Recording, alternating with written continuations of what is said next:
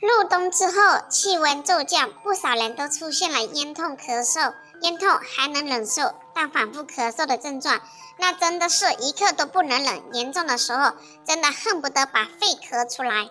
这个时候，除了吃药控制以外，大家其实还可以通过食疗来辅助治疗。今天给大家分享这一款可以缓解咳嗽、预防感冒，还可以补充大量维生素，可以提高自身免疫力，提高抗病能力的养生汤。做法简单，但是非常好喝。首先准备一个银耳，银耳泡发好之后把它捏碎。银耳是可以清热健胃、美容养颜、增强免疫力，还可以滋阴润肺、保护肝脏。而且银耳富含17种氨基酸，还有蛋白质、膳食纤维、维生素和铁、锌、钙、镁等矿物质。接着再准备一个雪梨，雪梨清洗干净，只需要半个，把它切成薄片。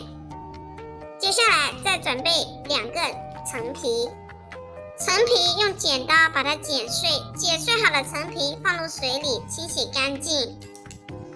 接下来准备一个砂锅，把所有食材全部放入砂锅里，加入适量清水，大火煮开，小火煮30分钟。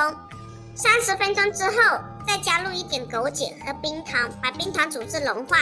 这一款止咳化痰汤就做好啦。喜欢的朋友不妨收藏起来试一下。如果喜欢我的视频就关注我吧。